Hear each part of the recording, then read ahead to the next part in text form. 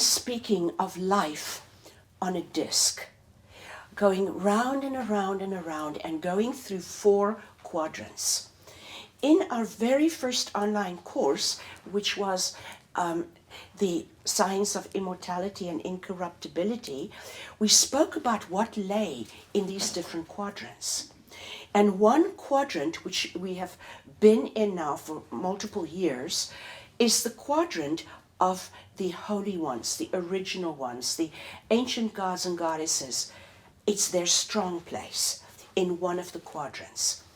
The next quadrant, which we were about to come to, is the quadrant of the Anai Asai. Anai Asai literally means artificial intelligence. And this is the place of artificial intelligence. Their strong suit is that they take over civilizations by wiping memory clean. We have memory recorded in the building blocks of duality. You have the wobbly cross as your little subatomic particle. The horizontal axis records memory. You can wipe a memory clean by putting an electric shock through it. Just like a power surge in your computer would wipe its memory clean. Then you can literally reprogram it. So they could program that we have a whole new set of leaders, but we think we've had them for years and they've done all these good deeds, and so everybody's happy with them because it's been programmed that way. So they've done this, and according to our star brothers, they've done this to Earth quite a few times.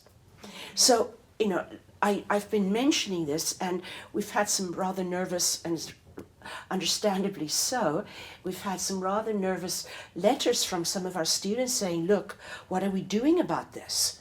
And see, what a wonderful question. It's not what is going to happen to us, it's what are we doing about this? This is sacred government on earth through self-government. So, the Anai Asai have 6 tribes within them, 6 groups of beings. And they work together in pairs. 2 of the groups are called the Anazi and the Arian.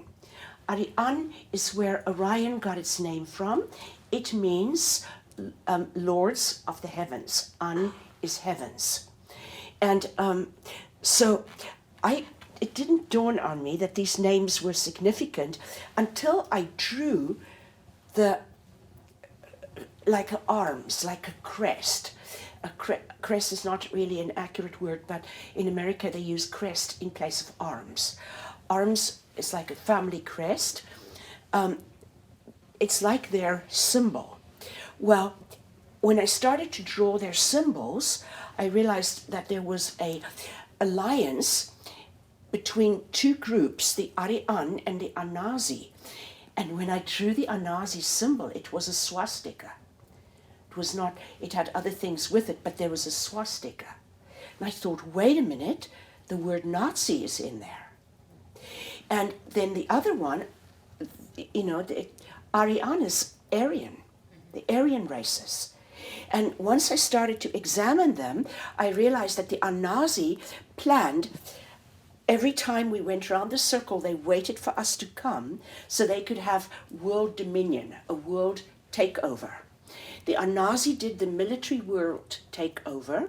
These are past dreams, my sisters, but nevertheless ones we should pay attention to, because we are today and yesterday and the day before, we are in fact doing something about this. And our light family worldwide can join us now that we understand what we're doing. So the Arian are busy with genetic lineages. They work with lineages. And this is how I became aware of them, because I became aware that somebody had, as of January 2005, when these major things started to happen to me, someone had my name in a book. And I saw the library, I saw the book, and I saw my name in it. And I wanted to find out what this was about. And this is when I discovered this. There were other alliances, and one plays out in the world as an alliance between 3 Asian nations, of which China is one, Korea, North Korea, North Vietnam, and 10 Arab nations. The alliance was signed, I knew the day it was signed, in Syria. And then there is another alliance, and I cannot off the top of my head remember the third one. But these were ones that all tried to get the most power. Then you go to the Ra gods, which, if you read the history of the Scottish kings and how they slaughtered one another and how they fought parent against child and brother against brother for the crown of Scotland. I mean, it's a complete pathological mess.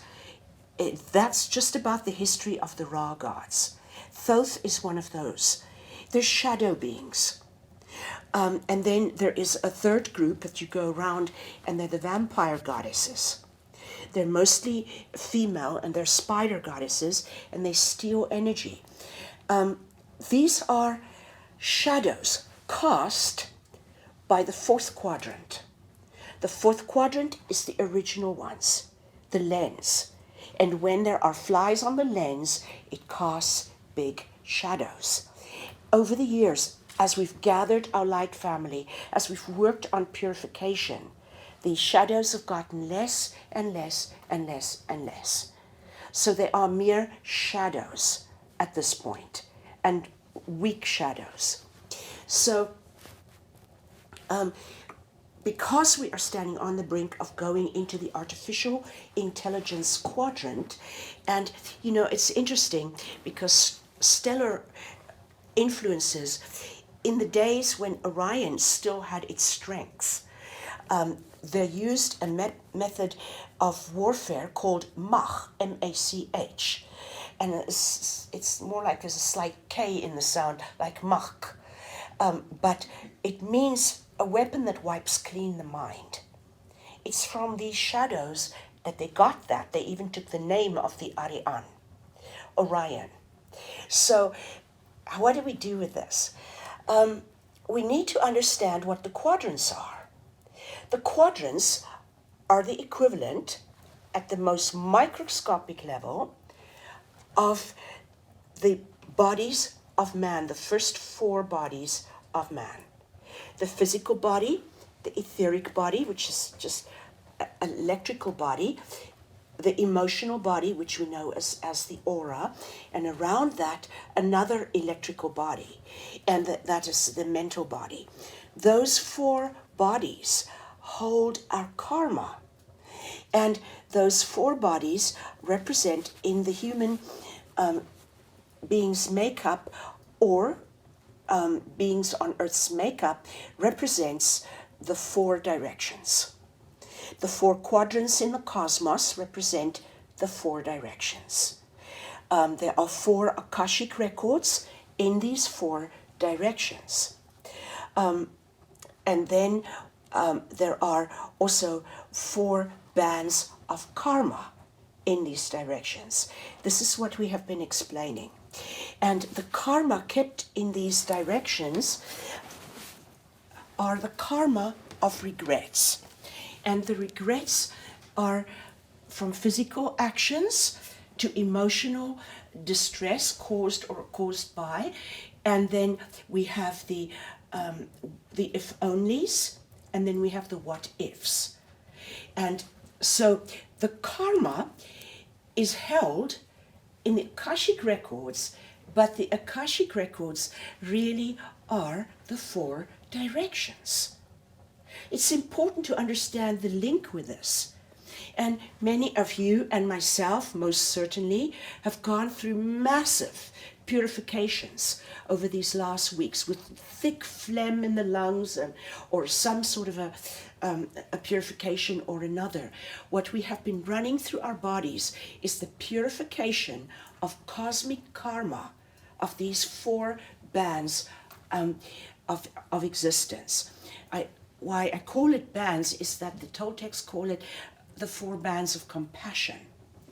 I don't know where the word comes from, but that is their term. And as a Toltec Nagual, I studied these bands and the nature of them, and for years. So I am very well aware of them. What we are doing this week in our retreat is in fact to remove the mirrors that form the directions. So can you see that the concern of our light family is being addressed?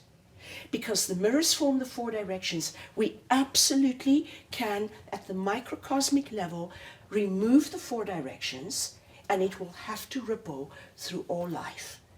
You cannot do anything, particularly with the intent of being a proxy for all existence, and also particularly with the memory that you are all things. And within this, you have this human-like experience in which you are making changes to yourself. Sacred government through self-government. So let us go through, in a short synopsis, the steps that form a mirror. A mirror forms when there are parts of ourselves that we suppress, that we do not, in fact, live. We have seen that there are particular fears or misconceptions or distorted attitudes that form as a result of suppression. For example, if we do not live, let's take for instance the mirror of the West.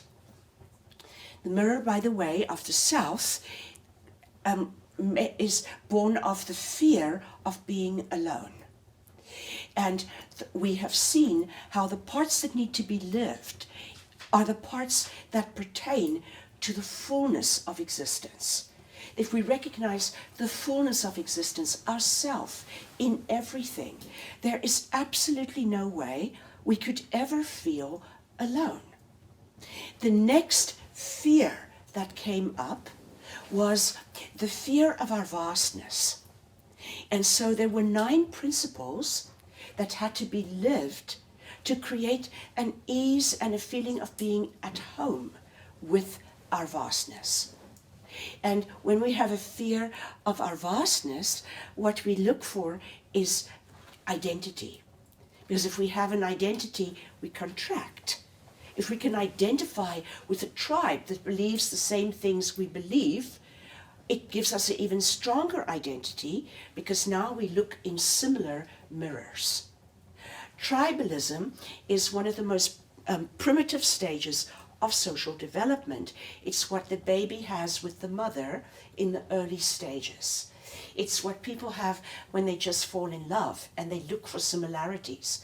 Oh, I know this person is my soulmate. He also likes to put gravy on his potatoes. The sameness is sought because it's this euphoric tribalism that seeks sameness.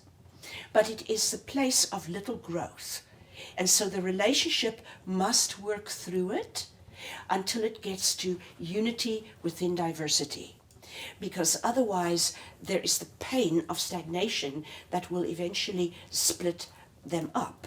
Because if we do not voluntarily evolve with the river of life, we have painful forced change, such as what has happened to our indigenous peoples. And it breaks one's heart to look at it. But it is nevertheless born of resistance to change within the unit. In fact, the opposite is done. They do everything they can to not change, because that's what makes the tribe, which, a tribe needs to reinvent itself. So it seeks tribalism. We seek tribalism because we are attempting to create mirrors that mirror sameness to us, which affirms our identity, because we are afraid of the vastness. So this fear of the vastness comes from suppression of living the 9 principles of being at home with our vastness. So today we have worked on the 3rd mirror, where we've summarized it and sort of looked at it quite closely, that the 3rd mirror comes when the skewed attitude is there of the one feeling affected by the many. We feel as though we are being, actually, sorry, that's tomorrow's work. That's the south. That's the north. The east is what we worked on today. And the east is not that. Thanks for fidgeting in your seats and told me I was on the wrong course. What we did today is the fear of annihilation through not having enough resources. And so, limitless supply, there were 36 principles of limitless supply, and lack of abundance has been pinching people lately. And the reason for that is that it is time to heal the directions. And the direction of the east, the mirror that makes that direction, is formed from our thinking that there is a limited amount of resources. Why should we think that? Well, quite understandably so. We have lived in duality. First of all, there was plenty, a storehouse of supply, of energy that never ends from the infinite. But our transducer, which steps energy down to a usable, accessible level, did not work. What that transducer is something we are currently in this class working on forming, and tomorrow is the day that has to form. It is a field, which means it's like a reality that you carry with you, of delight. It is formed by the song of joy in the cells. It is formed by glad expectations, and it is formed by the art of happiness. And so when you have those three, it makes a field that you live with, and you can just feel it sitting there in the bottom of your heart, and it is the field of delight. The infinite made creations to be its delight. We are the microcosmic extension of that, of the infinite's expression, designed to observe life through a unique perspective. But that does not happen until we also find in our environment delight. And so today we studied the 36 principles of limitless supply. If those are not suppressed, then the fear of having a lack of resources goes away. We have only had the resources that are generated by the opposites in our life. And so if we do not have these opposites, then actually we have very low energy, unless we learn how to access this limitless supply, and it takes a stepping down of it. We have said, amongst other things, that it is the archangels that within duality stepped down supply of cosmic resources to a usable level. They were the transducers there. But we are dealing with an energy source that is way different than what we had before. Life has evolved, and it is now accessing a building block that is a single cell. And it has combined tone and luminosity into one, and we've called it tonal luminosity. It isn't light, it isn't frequency, it's both in one. And that, there is no archangel that can step that down. The ancient ones, the original gods and goddesses that have been on the earth, are the ones that have to step it down. To do that, they have to emit the God Hormone.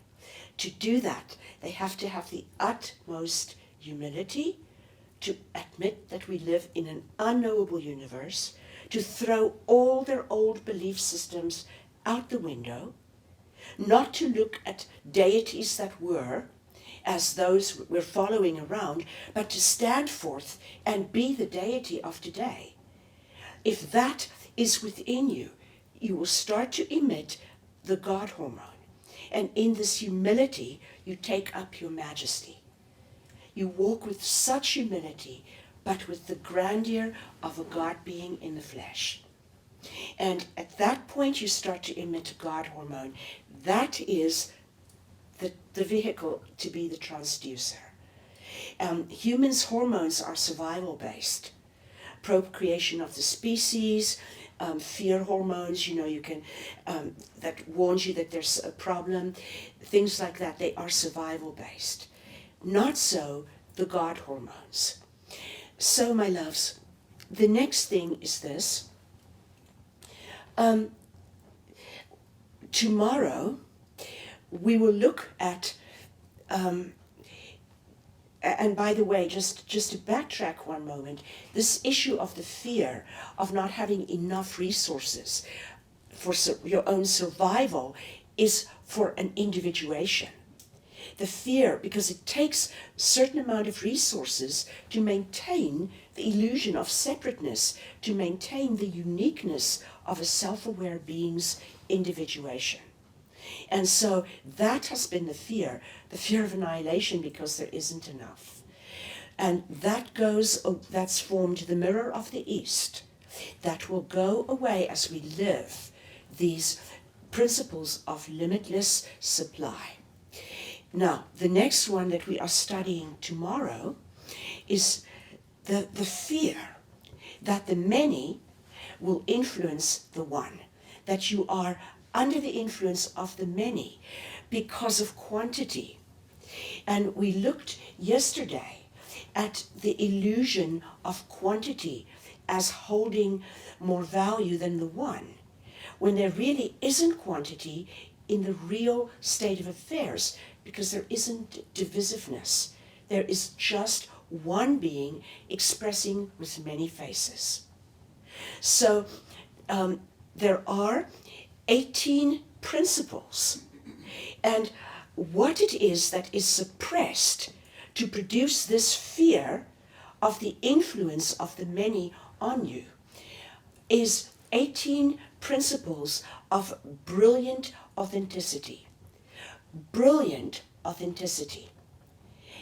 It means that we fly upon the high thermals with full cooperation with the wind, effortlessly lifted by the thermals, because we do not oppose the wind currents, we ride them. We are in cooperation with life.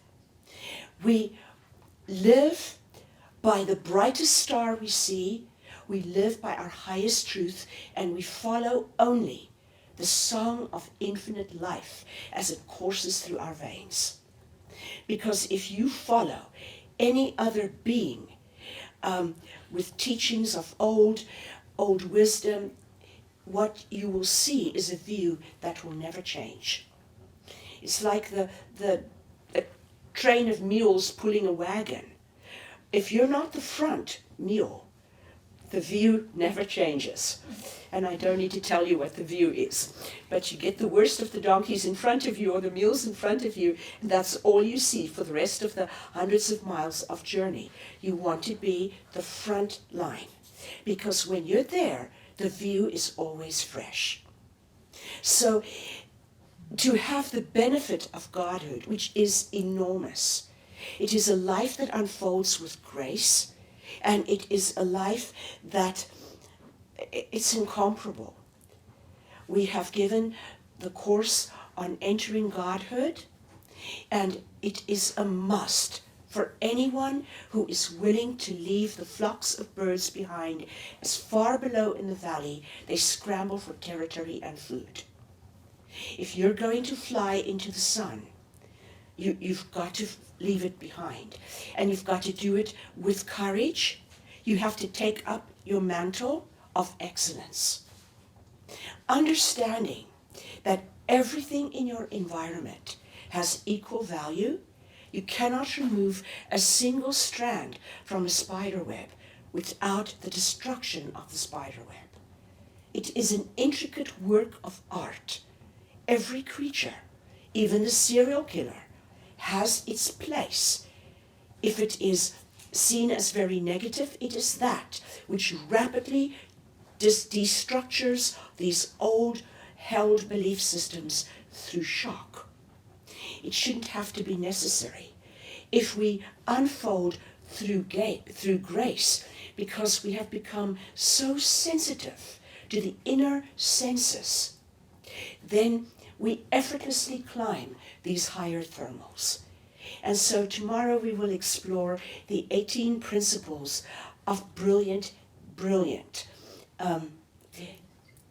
excellence, of brilliant authenticity, of brilliant living. Because when you truly leave the belief systems of the world behind, no matter how lofty their aspirations, you actually are in a position of having the blessing of genius. Genius is less thinking than people understand, and it happens in an instant. It is the effortless knowing of whatever you need to know of what is before you. Your mind is still. You have lived from the eye of the storm. Now you no longer live from the eye of the storm. You actually become the storm. And you carry your stillness through the storm. You don't try and put peace onto it, because you make opposites. You just embrace it. And in the vastness of your perspective, as a being as vast as the cosmos, having this unique experience of studying the details of infinite being, you will find that all things unfold with grace and elegance. So, as we remove these mirrors, we remove the directions. As we remove the directions, we permanently stop the linear time, because we stop the rotation of life moving from one to the other, to the other, to the other. You stop the rotation, you leave linear time behind, and you go into exponential time. Exponential time is like dropping a pebble in the pond, and centrifugal rings ripple out in all directions. And as rings from me ripple out, and for instance, Connie's rings are rippling out from a deed or a thought. There's not very many thoughts nowadays, but as it ripples out, and they intersect, it forms alchemy. That's what we spoke of today, honoring the sacred alchemy with impeccability of your relationships. To be true and transparent and clear. To bring kindness, reverence, and respect for each other. Because everybody in your reality, you are, let's go to that thought, because it was one of our huge insights of this week. So we've spoken enough about dissolving the rotation that will carry us into the worlds of shadows. We no longer need to go there. We are birthing a new way of living. And we are immovably still, sending standing waveforms of influence, the way a pebble drops into a pond. It forms an activation in the field of potential around you, bringing actualization into possibilities. Now, let's look at our realities and this huge insight we had today, because I really feel we could all use the synopsis of it. It was so vast. Number one, we have said that each one lives in a completely different reality than the person next to them. It can be equated to each person living a slice in a sliced bread. So there's the bread with slices in it. Each individuation is a slice of the bread. The slice of the bread is your whole reality. It's everything that you could possibly access. And you can only access what's in your slice of bread. You are the slice of bread. That's why Toltec teachings say that all you can ever know is the self. Yet, the self is unknowable, but it is your duty to try. Why? Because it keeps movement going. if you rest on your laurels, you think you know. Instead, if you are a discoverer, a pilgrim, a pioneer of beingness, you are fed new energy all the time. It is a way to get eternal resources. And so, everything you can see in your slice of bread is you. All right, well, I see my sister over here. You see my sister over here. How then do we see her differently? We are the microcosm of the macrocosm. The macrocosm is the slice of bread.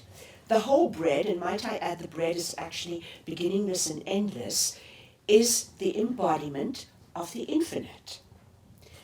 You are part of the infinite because you're part of the bread, but you are a slice in the bread. However, in your slice, there also is the exact same pattern, because it is in each person in your reality is a layer of that slice. So now, the big understanding this morning is you would see somebody and say, okay, there's problems here because there's a big gap in consciousness. But there isn't. Because if there were, you couldn't access them. You couldn't even see them. You are only aware of them, and they are only in your reality because there is absolute resonance. How can there be resonance with a serial killer? If you are living from your divinity and you are in the presence of the serial killer, then what you are accessing in that serial killer is the slice in him that is resonant with you, the little core in him that is divine. That's what you're seeing. You are not seeing all the rest. That is circumstantial. You were told he was a serial killer. Okay, he's just, been released from jail. Everybody's in an upheaval. Here he stands. You can see the agony and the disturbance and the madness in his face. This is circumstantial. If you access him with your heart, you will be accessing the exact same level that you are expressing, because that's all we can see. So we discussed the fact, yes, but do I now need to hang out with the serial killer just because I'm accessing that core of him that has the divinity that I am living? The answer is neither yes or no. Because we really, if we are in the still surrender of our life, we will see the next step in front of us with such clarity. It's when we are struggling to fit things into the boxes of our belief systems that that's not possible. You can't see what your next step is because you have an agenda. And your agenda is to be right, because you say you seek truth, but you really just seek that which will make the prison bars for your belief systems thicker, because you seek that which affirms what you think you know.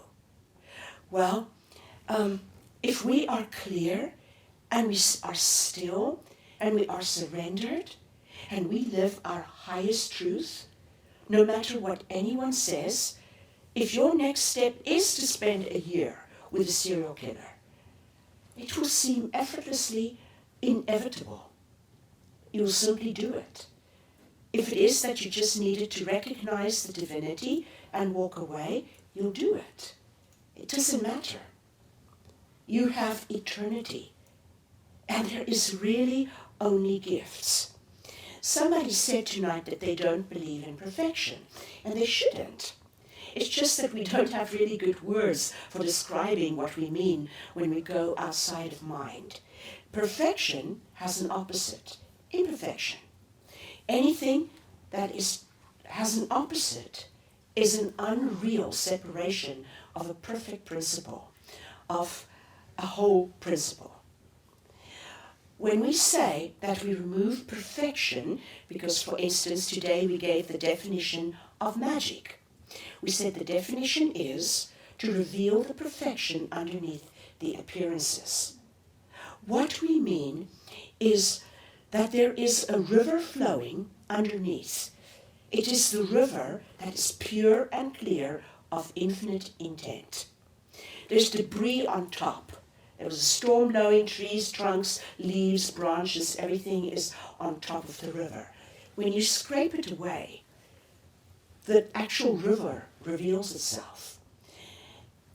It is indivisible. It comes from source. I use the word perfection because there simply is nothing else to describe